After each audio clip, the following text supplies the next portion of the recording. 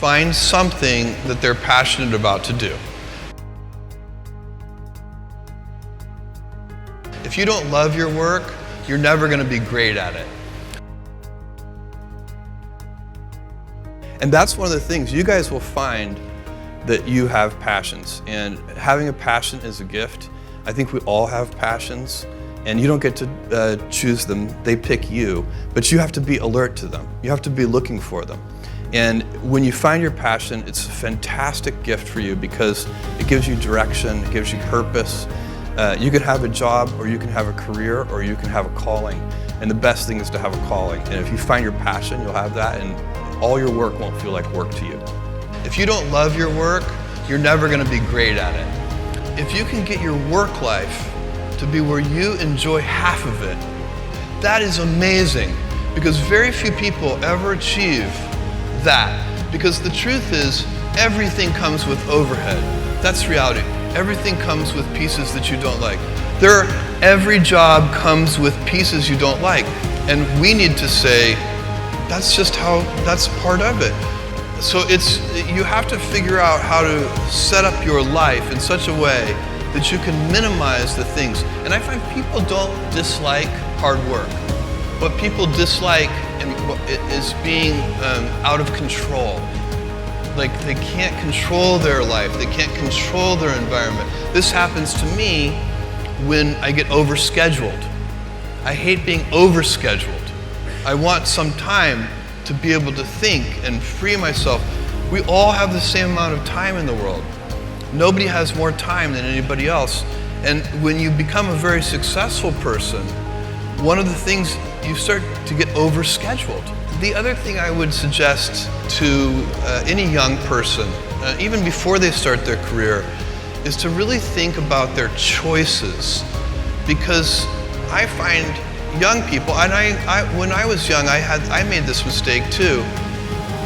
You can get very fixed on your gifts. So everybody has gifts. You know, you have gifts and you have things that you didn't get gifted. Maybe you're extremely beautiful, maybe you're extremely good at mathematics, there are a lot of things that you can be given. But those things can confuse you because they're not the things that construct your life. It's your choices that construct your life, not your gifts. You can celebrate your gifts, be proud of them, be happy of them. Actually, don't be proud of them, be celebratory of them, but you can't be proud because they're gifts. They were given to you. You didn't earn them. You can only be proud of the things you earn. And so, as I got older, I started to realize I wasn't proud of my gifts. I was always good at school. School was always easy for me, and I was always proud that I was a great student. I got A's in all my classes. I was good at math, all of that. And I thought that's who I was, but it's not true.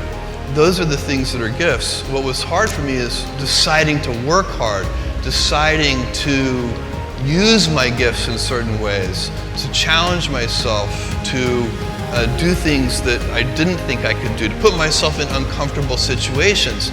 You can choose a life of ease and comfort, or you can choose a life of service and adventure.